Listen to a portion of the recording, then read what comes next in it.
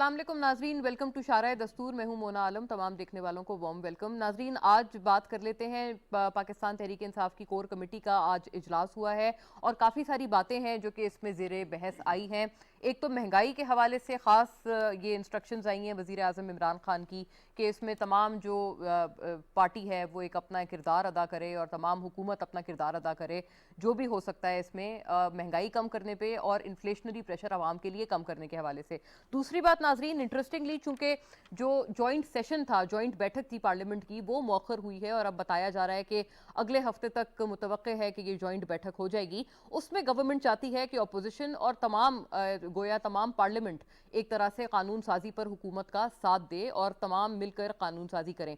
इस सिलसिले में नाजरीन जो कोलिशन पार्टनर्स हैं या जो इत्तेहादी हैं हुकूमत के, उनका भी किरदार खासा अहम है क्योंकि उनके हवाले से दो वर्जन हमारे सामने जब ये जॉइंट इजलास मौखर हुआ तब आए। अपोजिशन का ये कहना था कि जो खास तौर पर जो इत्तेहादी हैं हुकूमत के, उनसे राब्ता किया गया है अपोजिशन की तरफ से और इस वजह से उनका सपोर्ट इस तरह से हुकूमत को हासिल इन कानून साजियों पर नहीं है। तो लिहाजा इस हवाले से ये वजह बनी, ये सबब बना कैंसिलेशन का या पोस्टपोनमेंट का। और हुकूमत का ऑन द अदर हैंड ये मौक़िफ़ था कि वो अपोजिशन को मजीद साथ लेकर चलना चाहते हैं और उनसे मजीद इस हवाले से बातचीत करना चाहते हैं। इंटरेस्टिंगली अपोजिशन ने इस हवाले से स्टीयरिंग कमेटी भी बना दी है और अपोजिशन एक तरह से अपने रैंक्स को दोबारा मुत्तहिद करती हुई और यूनाइट करती हुई नजर आती है। पीडीएम के प्लेटफॉर्म से भी और अदरवाइज भी पार्लियामेंट में भी अपोजिशन कह रहे हैं कि वो तमाम मिलकर एक हिकमत अमली बनाएंगे और गवर्नमेंट को with in parliament as well एक इसके ऊपर उनकी मुहिम होगी और उनकी बाकायदा इसके ऊपर मूव्स होंगी। कुछ आने वाला वक्त इसमें मजीद बताएगा कि वो मूव्स किसके हवाले से कामयाब रहती हैं या नहीं रहती हैं। लेकिन महंगाई के हवाले से नाजरीन एक टेस्ट केस के तौर पर यह बात करना आज लाजिम और मलजूम है चूंकि एज अ डेवलपिंग स्टोरी हम इसको प्रोग्राम में मुतअद्दिद मरतबा आप तमाम के सामने पेश करते आए हैं। महंगाई के प्रेशर के हवाले से ये एक अच्छा टेस्ट केस है जो कि सामने आया है चूंकि चीनी के निर्ख नाजरीन तमाम मुल्क भर में हमें पता है कि 150-160 तक पहुंच गए थे बनिस्बत हुकूमत के तय करदा निर्ख जो कि 90 रुपए थे पर केजी उनके बनिस्बत। लेकिन अब एक अच्छा एक्शन तब सामने आया जबकि बाकायदा तौर पर छापे मारे गए हैं और चीनी को बरामद किया गया है जो कि ज़ख़ीरा की जा रही थी। मिल्स पर भी छापे ये मारे गए हैं और इस सिलसिले में भी अराउंड 68,000 टन तक चीनी एक मिल से बरामद हुई है, सिर्फ एक मिल से। और इस तरह से जो इंडिविजुअल्स हैं जिन्होंने ज़ख़ीरा करने की कोशिश की थी चीनी, उनको भी इसी तरह से आड़े हाथों लिया गया है। इस सिलसिले में नाजरीन कराची, पंजाब, क्वेटा, पेशावर और खैबर पख्तूनख्वा तमाम में हमने देखा है कि राइट आफ्टर दिस एक्शन एक बहुत बतदरीज कमी आई है चीनी के निर्खों में। तो क्या ये अच्छा टेस्ट केस हम दीगर अशिया खुर्दनोश पे अप्लाई नहीं कर सकते? हुकूमत के पास अगर ये एक अच्छा गेम प्लान था तो इसको पहले क्यों नहीं अप्लाई किया गया? ये हुकूमत से पूछेंगे और अपोजिशन से ये पूछेंगे कि चूंकि ये तमाम जो शुगर मिल्स मालिकान हैं वो बियॉन्ड पार्टी लाइन्स, उनका अपोजिशन से भी ताल्लुक हो, हुकूमत या उनके इत्तेहादी जमातों से ताल्लुक हो, वो तमाम मिलकर स्टे ऑर्डर्स लेकर आए हैं अदालतों से। तो अपोजिशन इन मामलात पर जो कि अवाम के हक के हैं उन मामलात पर क्यों गवर्नमेंट का साथ देने से इनकारी हैं? इस जो need of the our discussion है इस पे मुझे मेरा साथ दे रहे हैं बहुत पर्टिनेंट एक गेस्ट पैनल। यहाँ स्टूडियोज़ में मेरे साथ तशरीफ़ फरमाए आमिर महमूद कियानी साहब, सेक्रेटरी जनरल हैं आप पाकिस्तान तहरीक इंसाफ के, मेंबर कौमी असम्बली। बहुत शुक्रिया आमिर साहब आपकी मौजूदगी के लिए। और डॉक्टर निसार अहमद चीमा नाजरीन मुझे ज्वाइन कर रहे हैं, मेंबर कौमी असम्बली। आप भी स्टॉलवर्ट हैं PMLN के और साबिक DG हेल्थ भी हैं पंजाब। शुक्रिया डॉक्टर साहब आपकी भी तशरीफ़ आवरी का।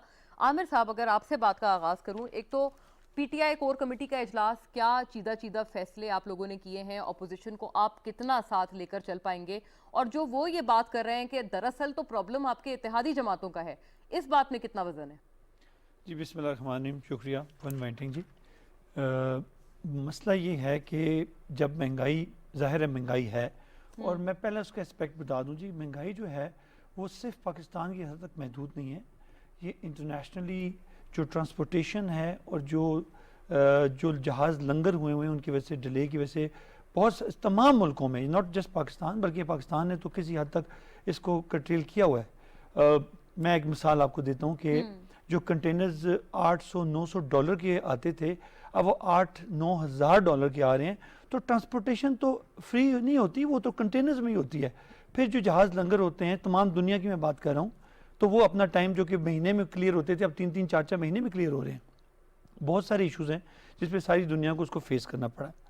पाकिस्तान में भी ज़ाहिर उसका इम्पैक्ट आया है और कोई शक नहीं महंगाई है, We کچھ believe- ڈومیسٹک فیکٹرز بھی تو ہے نا عامر صاحب, جیسے آپ لوگوں نے خود ایکشن لیا ہے ذخیرہ اندوزوں کے دیکھیے خلاف. وہ ایک اسپیسیفک چیز ہے, لیکن آپ جنرلی اگر بات کریں دیکھیں وہ آپ بالکل ٹھیک کہہ رہی ہیں, ایکشن لیا ہے اور بھرپور طریقے سے پی ایم صاحب نے پہلے بھی لیا تھا, جو بھی تھا چاہے وہ اپنی پارٹی سے تھا یا باہر سے تھا, انہوں نے اس کو, ان کے خلاف ہم نے کارروائی کی, ان کے خلاف عدالتی کارروائیاں بھی ہوئیں, اب کئی جگہ پہ اسٹے ملے, کئی جگہ پہ اسٹیشن کو اسٹے ملے, اب ہم نے آپریٹ کیا ہے, اور آپ نے دیکھا ہے کہ آپ خود ہی آپ نے ذکر کیا کہ بڑی تعداد میں چینی کو ریکور کیا گیا ہے, بڑی تعداد میں اس کو ہم نے اب انشاءاللہ مارکیٹ میں. عامر صاحب یہ بھی تو ایک سوال آتا ہے نا کہ اس قسم کا ایکشن پہلے کیوں نہیں ہوا؟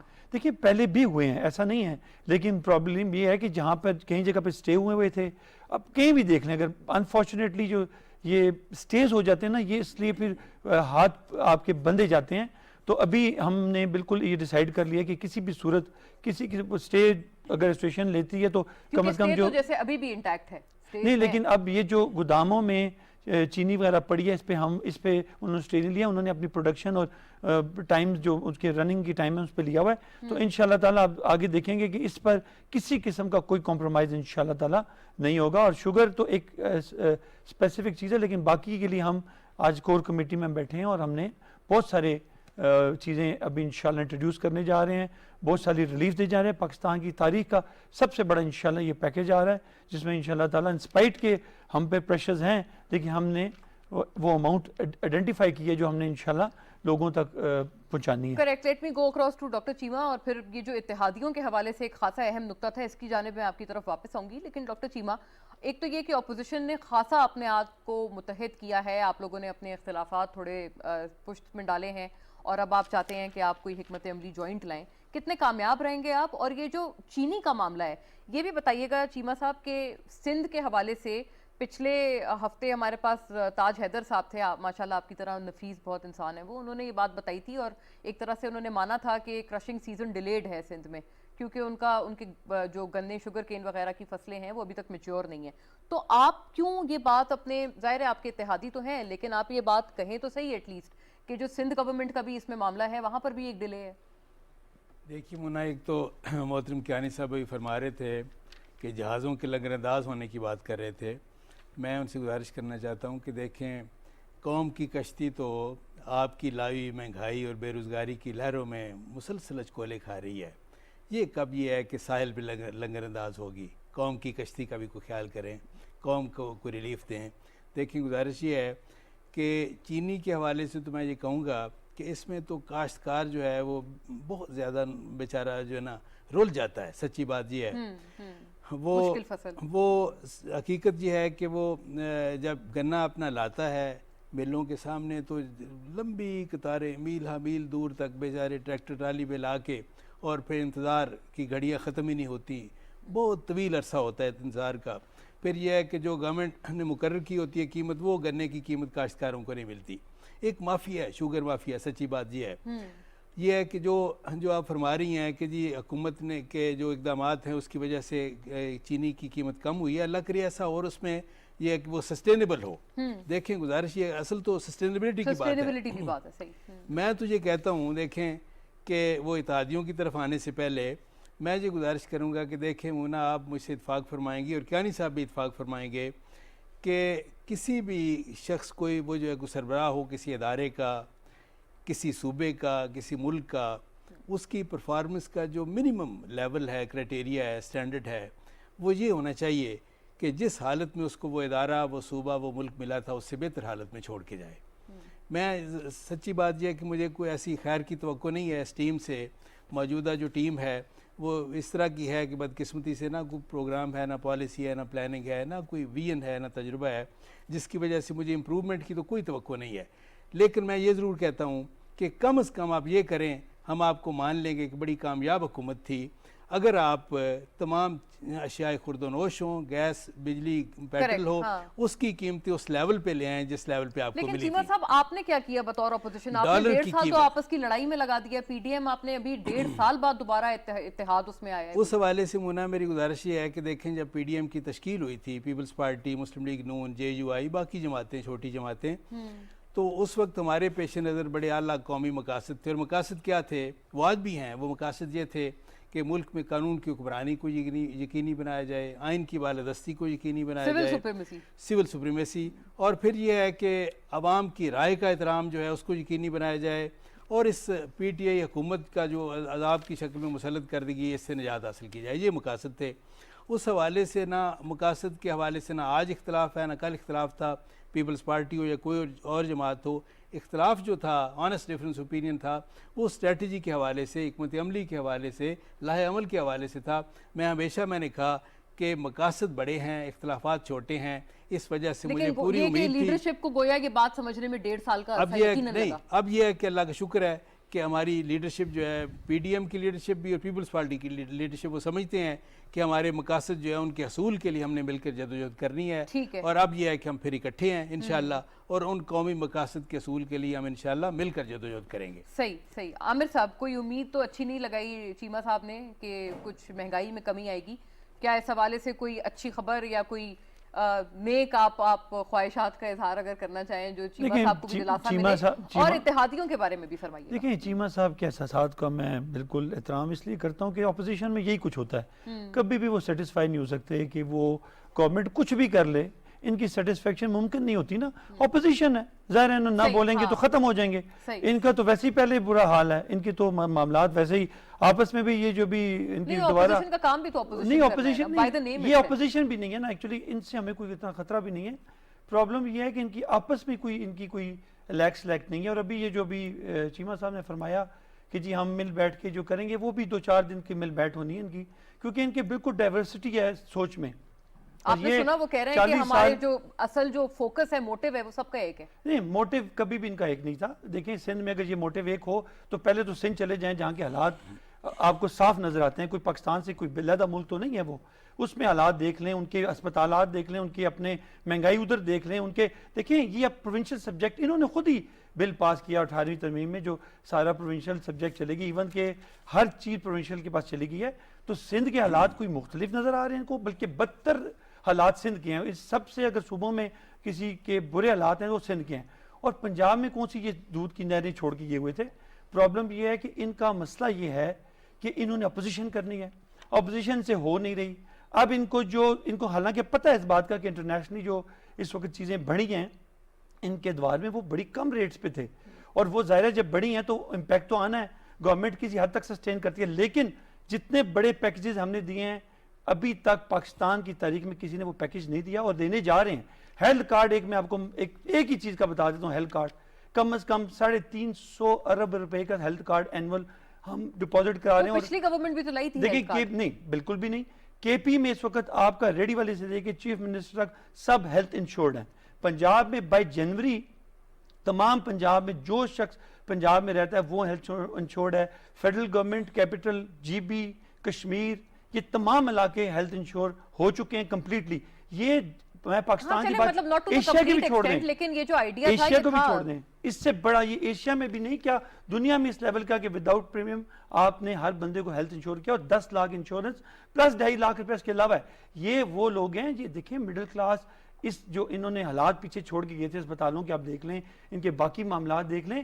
یہ تو اس طرح بات کریں کہ جی بہت اچھے حالات چھوڑ کے گئے تھے، اور یہ انسپائرڈ کے کووڈ دیکھیں، شکر کریں ان کے دور میں نہیں آیا تو بالکل ہی بیڑا غرق ہو جانا تھا. وہ ہینڈل کیا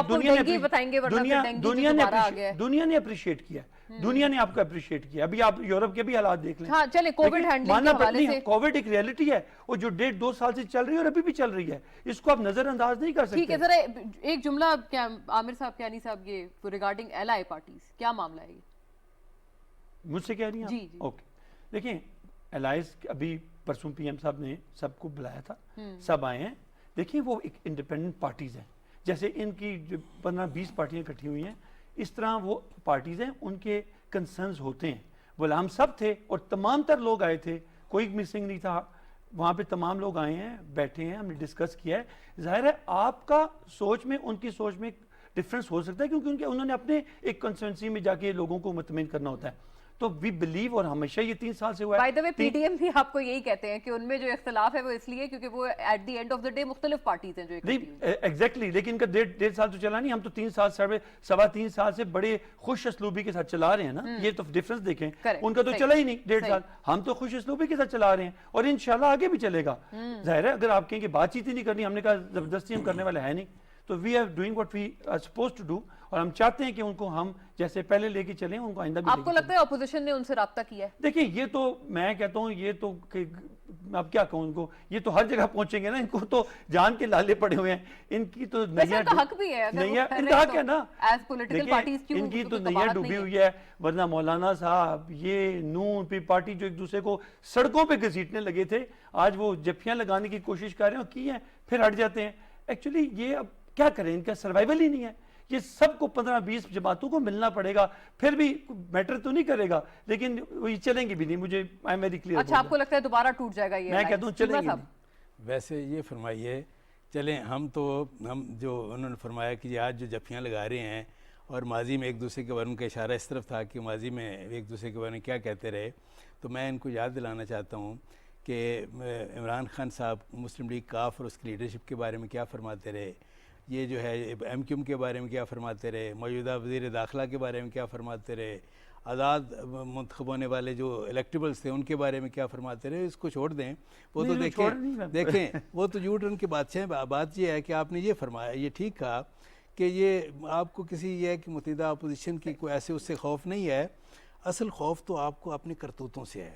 سچی بات یہ ہے کہ آپ یہ موجودہ حکومت جو ہے, یہ عوام کے ساتھ جو ظلم کیا ہے انہوں نے مہنگائی اور بے روزگاری کی شکل میں, اس کی بنا پر اپنے بالکل زوال کے حوالے سے خود کفیل ہے. یہ اتحادیوں سے رابطے کیا ہیں اپوزیشن کے, اور کیا آپ یہ اتحادیوں کے معاملے میں وجہ سے آپ نے جوائنٹ سیشن بعد میں پوسٹ پون کرایا؟ حقیقت یہ ہے کہ ان کے پاس اتحادی ان کے جو ان کے ساتھ خوش نہیں ہیں, اور اس کی ایک وجہ, سب سے بڑی ایک وجہ یہ بھی ہے. خیر ایک تو یہ ہے کہ وہ الیکٹرانک ووٹنگ مشینز کے حوالے سے بھی ان کے ریزرویشن ہیں, لیکن ایک اور بات بھی ہے, ان کو یہ بھی مونا نظر آ رہا ہے کہ یہ ڈوبتی ہوئی کشتی ہے, اس سے چھلانگ لگانا ہی بہتر ہے. میں آپ کو بتاؤں حقیقت یہ کیا وجہ ہے چیمہ صاحب, یہ تھوڑا کیا بالکل ان کے دن بالکل یہ ہے کہ بالکل اختتام ان کا قریب ہے, خاتمہ قریب ہے, ان کے علائج سمجھ رہے ہیں, سمجھدار لوگ ہیں. انہوں نے بھی ظاہر آئندہ ووٹ کے لیے عوام کے پاس بھی جانا ہے, اور ان کو کیا ضرورت ہے. دیکھیں ان کے اپنے یہ کیانی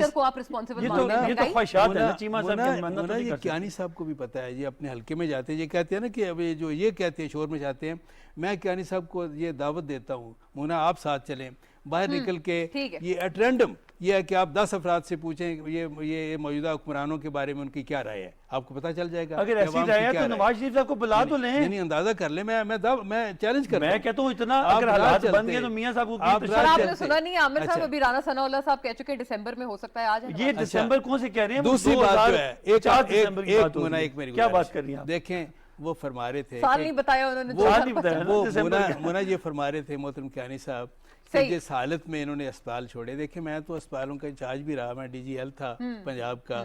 میں دعوے سے کہتا ہوں کہ جتنا کام میاں شہباز شریف نے کیا ہے اس دور میں ہوا ہے, آج تک ہماری تاریخ میں نہیں ہوا. جتنے نئے اسپتال بنائے, جتنے نئے ادارے لیبارٹریز بنائی ہیں, ڈرگ ٹیسٹنگ لیبارٹری ہو, فورینسک سائنس لیبارٹری ہو, بے شمار میڈیکل کالج ہوں, ٹیچنگ اسپتال ہوں. اور ایک آخری بات کہ میں آج پوچھتا ہوں محترم کیانی صاحب سے کہ ہمارے دور میں آپ پتہ کر لیں, میرا چیلنج ہے کہ بیسک ہیلتھ یونٹ سے لے کے, جو ہمارا ہر یونٹ کونسل میں ایک سرکاری اسپتال ہوتا ہے, بیسک ہیلتھ یونٹ سے لے کے ٹیچنگ اسپتالوں تک اعلیٰ ترین معیار کی ملٹی نیشنل کمپنیز کی اعلیٰ ترین معیار کی ادویات فراوانی سے میسر تھیں, جو یہ کہ غریب مریضوں کو مفت ملتی تھیں.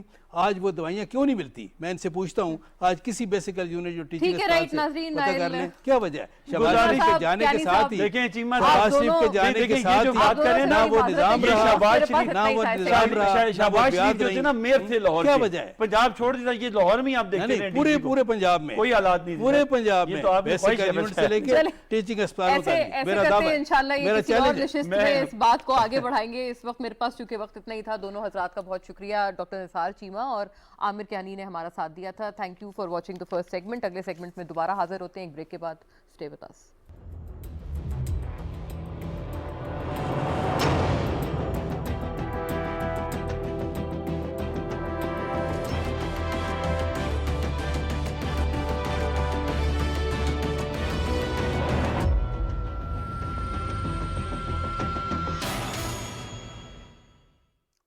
बैक नाजरीन, अगले सेगमेंट की तरफ रुख करते हुए OIC का एक बहुत अहम वफ्द इस वक्त पाकिस्तान आया हुआ है, along with the OIC ऑनवॉय Yusuf अल दोबे, जो इस वफ्द के हमरा हैं और इसको लीड कर रहे हैं। और पाकिस्तान में नाजरीन इनकी खासी अहम इनकी तमाम की एक्टिविटीज़ रही हैं और पाकिस्तानी गवर्नमेंट ने द स्टेट ऑफ पाकिस्तान इनको सबसे पहले ये कि मुजफ्फराबाद लेकर गए और आज़ाद जम्मू कश्मीर का उनको दौरा कराया, LOC का दौरा कराया और एक मवाजना ड्रॉ करने की कोशिश की गई है कि मकबूजा जम्मू कश्मीर में जो हालात हैं इन वहाँ पर जो इस वक्त एक बंदिशें हैं और 5 अगस्त 2019 के बाद से जिस तरह की कदगने हैं और जिस तरह की वहाँ पर एक बेईमाना किस्म की बंदिशें चल रही हैं तमाम एतबार से, और लोगों को घरों से अगवा करना, लोगों का कत्लेआम, क्या चीज़ है जो वहाँ पर ना हो रही हो इंसानी हुकूक की वायलेशन में। और in contrast to that, Stark contrast to that, Pakistani जो आज़ाद जम्मू कश्मीर है उनका दौरा करा के यही मकसद था कि ये एक स्टार्क कंपैरिजन दिखाया जाए। और अच्छी सैर हासिल बात ये रही कि जो 5 रोज़ा दौरा था वो इंतहाई मुफीद रहा है। और ये अब बताया जा रहा है, बल्कि OIC ने जो जॉइंट एक प्रेसर की उसमें उन्होंने ये बात OIC के ऑनवॉय ने बाकायदा कही कि अब इसके ऊपर वो बाकायदा जाकर अपनी जो रिपोर्ट्स हैं वो कंपाइल करेंगे और अगले जो तमाम जो इजलास होंगे उसमें ख़ास तौर पर इस पूरे इशू के ऊपर यानी कि कश्मीर के हवाले से एक जामे हिकमत अमली बनाई जाएगी। बिल्कुल नाजरीन, इसमें कोई शक नहीं कि आइडियली स्पीकिंग अगर OIC का जो ये पूरा ग्रुप है वो अपना एक फ़ाल किरदार कश्मीर के मसले के हल के लिए अदा करे तो इसमें कोई शक नहीं कि उस मसले के हल की जानिब हम लोग खासे आगे बढ़ेंगे और हमें बहुत सहर हासिल उसके ऊपर प्रोग्रेस या एक अच्छी पेशरफ्त मिल सकती है।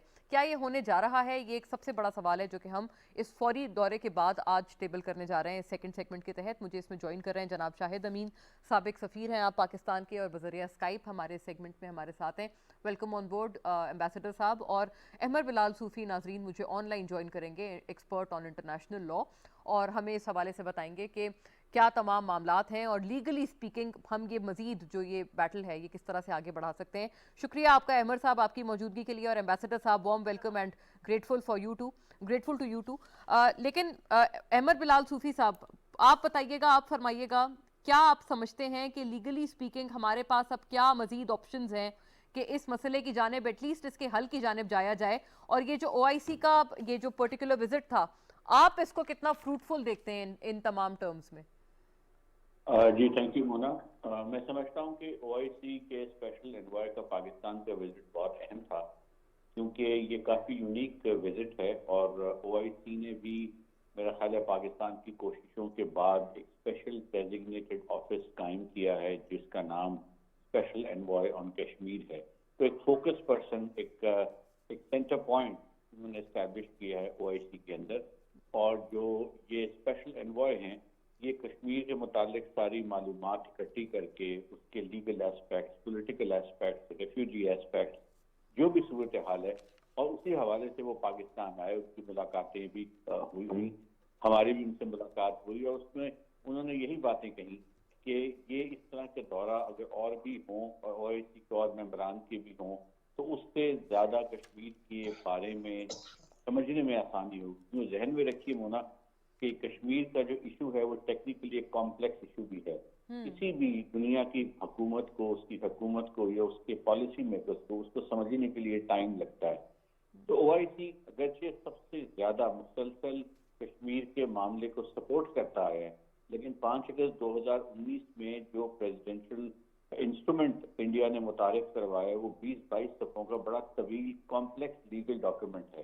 तो उसके हवाले से भी जो ये स्पेशल एनवॉय हैं उनके लिए इसकी डिटेल्ड एस्पेक्ट्स को और इसके ऑन ग्राउंड चीज़ों को समझना ज़रूरी था। तो मेरा ये ख्याल है कि इस दौरे के बाद OIC सेक्रेटेरिएट, सेक्रेटरी जनरल का जो ऑफिस है वो अपने आप को ज़्यादा स्ट्रेंथन फील करेगा कि 50 ममालिकों के बारे में या उनके हवाले से OIC इस पर आवाज़ बुलंद करेगा। करेक्ट। एम्बेसडर साहब का भी इनिशियल एक रिमार्क आ जाए, फिर अमर साहब मैं आपसे पर्टिकुलरली 5 अगस्त के जो इकदामात हैं उनके लीगल जो तमाम एक रेमिफिकेशंस हैं उनके बारे में जानूंगी। एम्बेसडर साहब टू यू सर, कैसा देखते हैं आप इस पर्टिकुलर दौरे को? और OIC के सर हवाले से ये आपको पता है एक बहुत पुराना तासुर चला आ रहा है और आपसे कई मरतबा हमारी इस बारे में बात हुई है कि जी अगर OIC एक इफेक्टिव रोल अदा करे तो ये मसला तो कोई मसला है ही नहीं मुस्लिम उम्मा के लिए। देखिए, यकीनन ये बड़ी अच्छी बात है कि OIC का वक्त आया हुआ है कश्मीर के बारे में, ایک تو ان کو موقع ملا ہے کہ خود آن دا اسپاٹ جا کے وہاں کے لوگوں سے ملیں، حالات کو سمجھیں اور کشمیری آواز جو ہے وہ سنیں، پاکستان کا موقف وغیرہ۔ ساتھ ہی میں یہ کہنے کی بھی ضرورت ہے کہ میں کیونکہ OIC میں پاکستان کا سفیر بھی رہا ہوں اور میں نے اسلامک سمٹ اٹینڈ کیے ہیں، فورن منسٹرز کانفرنس اٹینڈ کیے ہیں، ایک لحاظ سے تو ہم بڑی خوشی کی بات ہے کہ OIC نے کنسسٹنٹلی پاکستان کو کشمیر کے سلسلے میں اور دیگر ایشوز میں بھی OIC نے ہماری حمایت کی ہے۔ OIC آپ کو اندازہ ہی ہے کہ اسلامی دنیا کا غالباً سب سے زیادہ مؤثر یا کم از کم ریپریزنٹیٹیو ادارہ ہے، اور ہماری سیاسی آواز کیا یہ انٹرنیشنل لیول پر ہے۔ لیکن مسئلہ یہ ہے کہ OIC جو قراردادیں پاس کرتی ہے، جو اسٹیٹمنٹ پاس کرتی ہے، جو ممبر اس کے ہیں OIC کے، وہ اس کے اوپر عمل نہیں کرتے ہیں، کریکٹ، یس، اس کو اگنور کر دیتے ہیں در حقیقت۔ بلکہ بعض اوقات تو میں یہ اطلاعات ملی ہیں کہ انڈیا کو جا کے کہتے ہیں کہ بھئی اگرچہ OIC میں یہ اسٹیٹمنٹ دیا ہے لیکن آپ اس کو برا مت مانیے گا، ہم OIC کو اتنی اہمیت نہیں دیتے ہیں۔ سو مچ سو گویا کہ ہمارے ممبران جو ہیں وہ خود ہی اپنے عمل سے OIC کو کمزور کر رہے ہوتے ہیں۔ OIC کو بعض اوقات کہا جاتا ہے اٹس اے پیپر ٹائیگر، یہ لمبے لمبے بیان تو بہت دیتا ہے، عمل کچھ نہیں کر کے دیتا ہے۔ تو لیکن اس کے لیے میں ہمیشہ یہ کہتا ہوں کہ یہ OIC کا قصور نہیں ہے، قصور OIC کے ممبرز کا ہے۔ اگر ان میں ایک سیاسی ول ہو، خصوصاً جو کی کنٹریز ہیں، جو سعودی عرب، پاکستان، ترکی، نائجیریا، ایجپٹ وغیرہ، اگر کوئی یہ ان ملکوں کی قیادت کوئی سیاسی طور پہ ایک فیصلہ کرتی ہے کہ ہمیں ایک سٹانس، ایک ایشو کے اوپر سٹانس پہ عمل کرنا ہے اور دنیا کے سامنے ایک متحد پوزیشن لینی ہے، پھر OIC فعال ہو جائے گا۔ تو OIC کی کمزوری کی وجہ یہ ہے کہ اس کے ممبر جو ہیں ان میں وہ سیاسی ول نہیں رہی ہے، جس کی وجہ سے اس کی دنیا میں صحیح مقام ملے گا۔ تو کشمیر کے سلسلے میں ہم یہی کہیں گے کہ بڑی اچھی بات ہے، ہمیں بڑی خوشی ہے کہ OIC سلسلے میں ہماری ہمیشہ ہمدرد رہی ہے اور حمایت کرتی رہی ہے، لیکن ساتھ ہی میں ہم افسوس بھی کرتے ہیں کہ OIC کی جو قراردادیں ہیں اس کے اوپر اس OIC کے ممبر خود عمل نہیں کرتے ہیں، اس لیے OIC کی اتنی وقت نہیں رہتی جتنی کہ ہونی چاہیے۔ صحیح، بہت کینڈیڈ ایک انالیسس تھا یہ ایمبیسڈر صاحب کا۔ میں واپس آپ کی طرف لوٹتی ہوں سر، بٹ احمر صاحب کتنا اتفاق رکھتے ہیں آپ کہ OIC ممبر کنٹریز themselves ان کی طرف سے بھی they do not walk the talk when it comes to OIC، اور یہ جو تمام ڈیکلریشنز ہوتی ہیں، یہ تمام چیزیں فیکچولی جانتے ہوئے کتنی امید لگائی جائے، نمبر 1، اور دوسرا 5 اگست 2019 کے اقدامات، ان کی لیگل کیا حیثیت ہے؟ چونکہ آپ کو پتا ہے بھارتی پارلیمنٹ میں بھی ان کے اپنے اپوزیشن لیڈر راہل گاندھی وہ اس کے اوپر خاصا احتجاج کر چکے ہیں، اور ابھی تک مطلب 2 years gone، لیکن کچھ ہم نے اس کے حوالے سے سحر حاصل نہیں دیکھا in terms of legal opposition to this law. جی مونا، دیکھیے جو OIC کا جہاں تک تعلق ہے، یہ تو جس طرح شاہد صاحب نے باتیں کہی، ظاہر ہے ان کا ایکسپیرینس زیادہ ہے اور وہ درست کہہ رہے ہیں کہ یہ ایک اس کے بارے میں یہی نقطہ نظر ہے کہ یہ بات ضرور کرتے ہیں لیکن ممبران جو ہیں وہ انفورس نہیں کر پاتے، لیکن بہرحال وہ اپنی جگہ اور اس کی ریئل پالیٹکس کی جو ضروریات ہیں اور اس کی ریئل ریالٹیز ہیں، جو بے شمار ممبران کے تعلقات انڈیا کے ساتھ بھی براہ راست ہیں۔ لیکن جو امپورٹنٹ چیز from a legal point of view ہے کہ کم از کم 50 سے زیادہ ملکوں کا ایک اتحاد جو ہے وہ ایک اصولی موقف لے لیتا ہے، وہ ایک لیگل پوزیشن لے لیتا ہے۔ وہ اس لیگل پوزیشن کے ہائی مورل گراؤنڈ کے لیے ہمیں ایک لیگل آواز کی، سیاسی سپورٹ کی ضرورت ہے۔ تو ابھی تک آپ دیکھیے کہ سیکیورٹی کاؤنسل نے یہ کوئی ایسی آواز بلند نہیں کی، ہم نے کوشش کی وہاں پر سیشن کنوین کرنے کی، UN کی جنرل اسمبلی میں ایسی کوئی آواز نہیں آئی، دنیا خاموش ہے۔ تو OIC ان حالات میں ان کا اصولی موقف اور قانونی موقف جو بین الاقوامی قانون کی روشنی میں پاکستان کی سپورٹ میں، کشمیریوں کی سپورٹ میں ہے، تو یہ بہرحال ایک امپورٹنٹ سٹیپ ہے، اور اس آواز کو ہمیں مضبوط کرنے کے لیے جو ایفرٹ ہو وہ ہمیں کرنی چاہیے تاکہ اس آواز کی وضاحت اور اس میں وزن پیدا ہو۔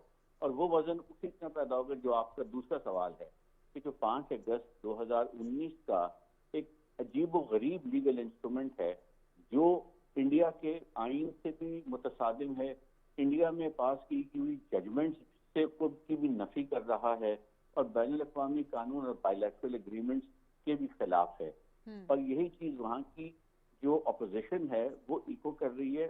اپوزیشن کے علاوہ جو انڈیا کے اندر قانون دان ہے انہوں نے بے بالکل، شمار yes. آرٹیکل لکھے ہیں ٹو آرگیو کہ یہ ultra violet constitution of India ہے، ساری کی ساری. تو ان مخالفتوں کو، ان آوازوں کو ہمیں ایکسپلین کرنا ہے دنیا بھر کو بھی. لیکن احمد صاحب کیا ہم عملی جامہ بھی پہنا سکتے ہیں ان آوازوں کو؟ چونکہ لیگلی سپیکنگ کوئی اس کی ایز سچ اس پورے لیگل انسٹرومنٹ کی کوئی اپوزیشن ایز سچ اس کو نہیں دی گئی ہے. یہ تمام چیزیں صرف مطلب لفاظی کی حد تک ہیں. مونا دیکھیے آپشنز بہت ہیں پاکستان کے پاس، اور بہت آپ کا کیس بےحد مضبوط اور اسٹرانگ ہے. اب یہ تو پھر ایک آپ کی چوائس ہے نا، بطور ریاست، بطور ایک پولیٹیکل گورنمنٹ، بطور ایک اینٹی، کہ آپ کتنا اس زور لگانا چاہتے ہیں. یہ تو آپ نہیں کہہ سکتے کہ آپ کا کیس کمزور ہے. کیس تو آپ کا بہت اسٹرانگ ہے. جب آپ دنیا کے سامنے سے پریزنٹ کرتے ہیں تو کشمیر سے زیادہ اسٹرانگ کیس ہونا بہت مشکل ہے کسی بھی ایشو پر. تو وہ اس کے لیے بے شمار آپ کے پاس آپشنز ہیں. وہ آپشنز تو پھر پالیسی چوائسز ہیں. ایمبیسڈر صاحب، سری نگر کیا اس طرح سے سری نگر کا دورہ بھی کیا جا سکتا ہے اس OIC کے وفد کی طرف سے؟ یہ ایک تقابلی جائزہ ڈرا کرتے ہوئے ہمارے وزیر خارجہ نے بات کہی جوائنٹ پریسر میں. آپ کیا کہیں گے سر، اس طرح کی کوئی امید رکھی جائے؟ اور جب ایسی کوئی پروویژنز بین الاقوامی دنیا کو بھارت ایکسٹینڈ نہیں کرتا مقبوضہ جموں کشمیر کے لیے، خواہ وہ OIC کا کوئی وفد ہو یا کوئی اور بھی بین الاقوامی وفد ہو، حتیٰ کہ جو UN کا بھی جو ملٹری آبزرورز گروپ ہے وہ بھی وہاں فریلی آپریٹ نہیں کر پاتا، تو یہ تمام چیزیں کیا نوٹس ہو رہی ہیں ان دا انٹرنیشنل ورلڈ، اور ان کی آنکھوں میں کیا یہ چیزیں ابھی بھی اس طرح سے رجسٹر ہو رہی ہیں جیسی ہونی چاہیے؟ دیکھیے OIC نے بارہا یہ کوشش کی ہے کہ اپنا وفد انڈین آکوپائڈ کشمیر میں بھی بھیجے، لیکن ظاہر ہے انڈین گورنمنٹ کے تعاون کے بغیر ایسا نہیں ہو سکتا، اور انڈیا سلسلے میں ایک مستقل اس کی ایک ہٹ درمی ہے کہ وہ کسی قسم کے وفد کو وہاں جانے کی، خاص طور پہ OIC کے وفد کو وہاں جانے کی انہوں نے کبھی اجازت نہیں دی ہے. بعض اوقات تو آپ کو معلوم ہے شو قسم کے کیسز کرتے ہیں، 3-4 امبیسڈرز کو دلی سے لے جاتے ہیں جو اپنے ہم نوا ٹائپ ہیں، لیکن صحیح معنوں میں وہ نہیں چاہتے کہ کوئی بھی وہاں پہ انڈیپینڈنٹ اوپینین کے لوگ جائیں. کیونکہ جیسے ابھی صوفی صاحب نے کہا کہ انڈیا کا کیس کشمیر میں بالکل ایک کمزور کیس ہے. وہاں پہ ظالمانہ تسلط ہے ان کا، اور انہوں نے وہاں پہ ہر قسم کی ہیومن رائٹس وائلیشن کی ہیں. یہ جو 2019 کے جو اقدام تھے وہ بالکل غیر آئینی، غیر قانونی، غیر اخلاقی، غیر جمہوری تھے. لیکن کیا دنیا نے اس کا کوئی نوٹس لیا؟ کیا اسلامی ملکوں نے اس کا کوئی نوٹس لیا؟ کیا سعودی عرب نے، ایران نے اس کا کوئی نوٹس لیا؟ تو یہ جب ملک خاموش بیٹھے رہتے ہیں تو پھر اس سے آپ کو اندازہ ہوتا ہے کہ جو انٹرنیشنل پالیٹکس کی ریئلٹیز ہیں کہ ہر ملک اپنے قومی مفاد کو دیکھ کے پالیسی بناتا ہے. اصول جو ہے ان کی ایک ثانوی حیثیت ہے. زیادہ سے زیادہ ایک ہم کا فگ لیف ہے کہ OIC میں تو ہم ممبر ہیں، OIC نے پوزیشن لے لی ہے. بھائی جب OIC نے پوزیشن لے لی ہے تو پھر آپ ڈائریکٹلی کیوں نہیں ایک پوزیشن لیتے؟ کیوں نہیں سعودی عرب کھل کے انڈیا پہ کرٹیسزم کرتا؟ کیوں نہیں ایران بولتا کہ کشمیر میں ظلم ہو رہے ہیں؟ تو یہ بین الاقوامی حقیقتیں ہیں. لیکن ظاہر ہے کہ ہماری کوشش یہ رہنی چاہیے کہ OIC کی مدد سے جو کچھ بھی ہم دنیا میں سامنے لاتے ہیں اس کا انٹرنیشنل کمیونٹی پہ کوئی امپیکٹ ہو. اور اس بارے میں نا امید نہیں ہونا چاہیے. یہ بعض ایسے ایشوز ہوتے ہیں جس کے لیے سال ہر سال تک آپ کوشش کرتے رہے، بظاہر کامیابی نہیں بھی ہوتی ہے، لیکن بالآخر اس میں کامیاب ہوتے ہیں. دنیا میں نے بہت سارے ایسے واقعات دیکھے. ساؤتھ افریقہ کے بارے میں لوگ سمجھتے تھے کہ وائٹ رجیم کبھی نہیں جائے گی، لیکن آپ نے بالآخر دیکھا وہاں پہ کیسی تبدیلی ہوئی. تو اس لیے ہمیں پوری امید رکھنی چاہیے کہ یہ ساری کوششیں جو ہے جس میں OIC کا بھی ایک بڑا رول ہے، یہ انشاءاللہ کسی نہ کسی وقت پہ اس کا کوئی پازیٹیو نتیجہ نکلے گا. رائٹ، یعنی کہ ہمیں اپنی اس طرح سے ایفرٹس کو جاری رکھنا چاہیے. احمد صاحب، ایز اے نیوٹرل آبزرور کیا خیال ہے آپ کا؟ جو بھی ہم کوشش کر رہے ہیں، خواہ وہ لیگل ہو، ڈپلومیٹک ہو، آپ اس میں کچھ نیا پن دیکھتے ہیں؟ چونکہ برسا برس ہو چکا ہے اس پورے معاملے کو، اور اس کو صرف بد سے بدتر بنایا گیا ہے بھارت کی طرف سے، بالخصوص 5 اگست 2019 کے بعد سے. پاکستان کی طرف سے پھر کیا ایز اے ریبٹل آپ نے کیا دیکھا ہے؟ What is the newness in the rebuttal of any? دیکھیے نیونیس تو آپ کو لانی پڑے گی، کیونکہ جو لا فیئر اٹیک ہے وہ نیا ہے 5 اگست والا. اس سے پہلے آپ کی پرانی پوزیشن UN ریزولوشنز پہ آپ ریلائی کرتے ہیں، وہ آپ سنتے آ رہے ہیں، اس کی باتیں آپ سنتے آ رہے ہیں. لیکن UN ریزولوشنز کے علاوہ یہ جو ڈیولپمنٹ ہوئی ہے اس نے آپ کو بہت زیادہ قانونی ایمونیشن پرووائڈ کیا ہے، جس کی بیسس پر آپ کرٹیسائز کر سکتے ہیں, کیمپین شروع کر سکتے ہیں, اور اس کیمپین کو لیگلی سیاسی طور پر یوز کیا جا سکتا ہے. جو لیگل فریم ورک اس کا ہے, جو اس میں لیگل وائلیشنز انڈین کانسٹیٹیوشن کی, انٹرنیشنل لا کی کر دی گئی ہیں, کیونکہ یہ تو چیز اب سامنے آ گئی نا, ایویڈنس آ گئی ہے. اور 5 اگست 2019 کا جو پریزیڈنشیل آرڈر ہے وہ از خود ایک وائلیشن کی اور سکسیسو وائلیشن کی ایویڈنس کے طور پر سامنے رکھا ہوا ہے. اس کو یوز کرنا تو میرا خیال ہے ایک آبویس سا پروف آپ کے ہاتھ میں, ایک ایڈوانٹیج آپ کے ہاتھ میں in terms of doing a counter lawfare campaign. تو وہ کیمپین جو ہے ہمیں ذرا اگریسولی کرنی چاہیے, اس پر اور سوچ سمجھنا چاہیے کہ کیا کیا آپشنز ہمارے پاس ہیں, جو میں سمجھتا ہوں کافی زیادہ ہے.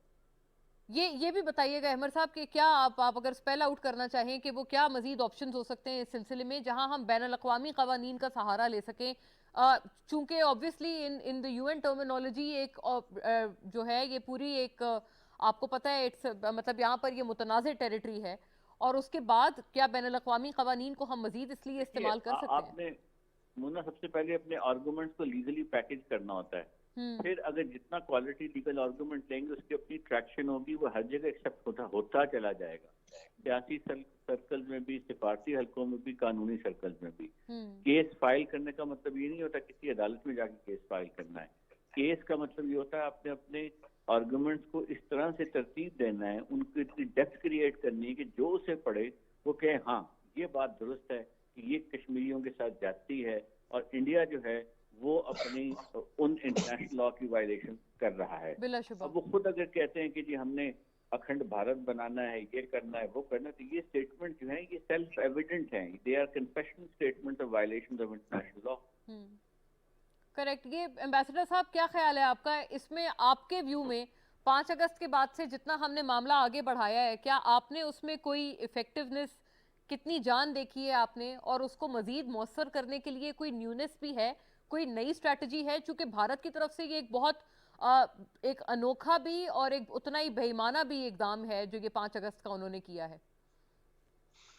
میرے خیال میں پاکستان نے اس سلسلے میں بہت کوشش کی ہے. ہمارے پرائم منسٹر عمران خان نے اور فارن منسٹر نے اس سلسلے میں پوری دنیا کو متحرک کرنے کے لیے ہر قسم کے فورم میں اس ایشو کو اٹھایا ہے, اور یقیناً یہ قابل ستائش ہے. اب یہ اور بات ہے کہ اس کا نتیجہ کچھ نکلتا ہے یا فوری طور پہ نہیں. فوری طور پہ تو بظاہر دنیا میں کوئی ہم نے ریئیکشن ایسا نہیں دیکھا. مثال کے طور پہ ہمارے کسی برادر ملک نے, کیا مصر نے یا سعودی عرب نے یا ایران نے انڈیا کو کرٹیسائز کیا ہے یا اس کو مذمت کی ہے, تو ایسا تو کوئی نظر نہیں آتا ہے. لیکن دیکھیے بعض چیزیں ایسی ہوتی ہیں جو کہ چاہے وقتی طور پہ ان کا کوئی اثر دیکھنے میں نہ آئے, لانگ ٹرم کہیں افیکٹ ہوتا ہے. میں نے آپ کو ساؤتھ افریقہ کی ایک مثال دے چکا ہوں, اور بھی دنیا میں مثالیں ہیں. ہمارا موقف بالکل منصفانہ ہے. کشمیری عوام پہ جو مظالم ہیں وہ اس کے بارے میں کوئی شک و شبہ نہیں ہے. انٹرنیشنل کمیونٹی کو مستقل اس سے بارے میں آگاہ کرنے کی ضرورت ہے. ڈپلومیٹک لیول پہ, میڈیا کے لیول پہ, ہر طریقے سے ہندوستان کے جو مظالم ہیں ان کو بے نقاب کرنے کی ضرورت ہے. یہ سلسلہ جاری رہنا چاہیے. ویسے اچھا فورم ہے, اس نے ہماری بڑی مدد کی ہے, ہم اس کی قدر کرتے ہیں. لیکن کاش ایسا ہوتا کہ یونائٹڈ نیشن جنرل اسمبلی میں او آئی سی کے 50 ممبر جو ہیں وہی پوزیشن لیتے جو کہ او آئی سی ریزولوشن میں ہوتی ہے. اگر ایسا ہو تو آپ دیکھیے دنیا میں کتنا امپیکٹ ہوگا. تو یعنی یہ ابھی بھی ایک آئیڈیل سینیریو کی طرف ہم کوشش کر رہے ہیں کہ ہم جائیں, لیکن that is not the case unfortunately. ایک بڑی اس میں ایک مخلص ایک ویو ہے یہ ایمبیسڈر صاحب کا. احمد صاحب, U N military observers group بھی بھارت میں اور ان کے طرف کے جو کشمیر, مقبوضہ جموں کشمیر میں, وہ کوئی آپریٹ نہیں کر پاتے. اب اگر ہم نے اس وفد کو ایل او سی کا بھی دورہ کروایا ہے, گیون دا فیکٹ کہ ایک سیز فائر انہوں نے دوبارہ سے ریچ کیا تھا بھارت پاکستان نے, لیکن تمام جتنی بھی وہاں پر ابھی بھی ایل او سی پہ جو بھی حالات ہیں, آپ کو لگتا ہے کیا وہاں پر بھی آپ کو لگتا ہے کہ ابھی بھی اس سیز فائر کو اس طرح سے ابائڈ نہیں کر رہا ہے انڈیا, اور یو این ایم او جی آئی پی کو بھی اگر آپریٹ نہیں کرنے دے رہا ہے, اس کے بارے میں کیا پھر مزید چیز ہے؟ آئی مین یہ بھی ایک خاصی بڑی بات ہے جو کہ اگر پاکستان نے کی ہوتی تو آئی ایم شیور کہ اس کے الگ قسم کے ریپرکشنز ہوتے ہیں ہمارے لیے. جی مجھے ایگزیکٹلی کرنٹ سچویشن نہیں معلوم ایل او سی پر, لیکن یہ میں ضرور کہہ سکتا ہوں کہ انموگب جو ہے یونائٹڈ نیشنز کا آبزرور مشن, اس کی جو پریزنس ہے آج تک 70 سال سے, یہ یو این کی انوالومنٹ کی نشاندہی کرتی ہے پاکستان کے پوائنٹ آف ویو سے. انڈیا تو یہ کہتا ہے کہ ایٹ بیسٹ یہ بائی لیٹرل ایشو ہے, اقوام متحدہ کا کوئی تعلق نہیں ہے, اقوام متحدہ کی قراردادوں میں کوئی تعلق نہیں ہے. لیکن انموگب کی جو ڈپلائمنٹ ہے, کنٹینیوس ڈپلائمنٹ, ان کے بجٹ کا approval U N secretary general کے آفس کے through, U N security council کے تھرو, یہ سب چیزیں اس بات کی تائید کرتے ہیں کہ یونائٹڈ نیشنز جو ہے وہ اس ایشو میں ابھی بھی انوالوڈ ہے. چاہے انڈیا اپنے وائلیشن یا اپنی سائڈ سے رپورٹنگ نہیں کر رہا, لیکن ڈپلائمنٹ کنٹینیو کر رہی ہے. تو میں تو اس کو اس طرح سے دیکھتا ہوں کہ اقوام متحدہ پر بھی ایک ذمہ داری ہے کہ ایک مشن آبزرور انہوں نے ڈپلوائے کیا ہوا, اس کا وہ بجٹ کھا رہے ہیں, تو ان کے بھی انٹرسٹ میں ہے کہ اس ایشو کو اس پوائنٹ آف ویو سے بھی ریزالو کریں, بیکاز یہ فلیش پوائنٹ ہے. اور ہمیشہ جب بھی اس کی ڈپلائمنٹ کی ایکسٹینشن ہوتی ہے تو وہاں پہ یہی بحث ہوتی ہے اور یہ بات رکھی جاتی ہے کہ چونکہ یہ سچویشن ہے which is likely to endanger international peace and security, لہٰذا مشن کی پریزنس بہرحال وہاں ضروری ہے. جی ایمبیسڈر صاحب, یو این کے حوالے سے آپ کیا مزید یہی تھاٹس آپ ایکو کریں گے کہ ان کی بھی ایک رسپانسبلٹی ہے, اوبویسلی ان کا ایک بجٹ ہے جو کہ اس کے لیے ڈیڈیکیٹڈ ہے, تو کیا اس پرپس کو وہ اس طرح سے فلفل کر رہے ہیں؟ کہاں کر رہے ہیں, یونائٹڈ نیشن نے تو اس میں بالکل غفلت اختیار کی ہوئی ہے, اپنے ریزولوشن پہ عمل نہیں کرایا. لیکن بہرحال ان کے بعض ایسے فورم ہیں, ہیومن رائٹس کمیشن وغیرہ, وہاں پہ اس معاملے کو ایکٹیویٹ کیا گیا ہے, کچھ حد تک کامیابی بھی ہوئی ہے, اور ایسے اداروں کو اور فعال کرنے کی ضرورت ہے. رائٹ ناظرین, یہ ہماری طرف سے اتنا ہی اس سیگمنٹ کے لیے. Thank you to both the gentleman. Ahmad Bilal Sufi, ambassador Shahid Amin نے ہمیں جوائن کیا تھا.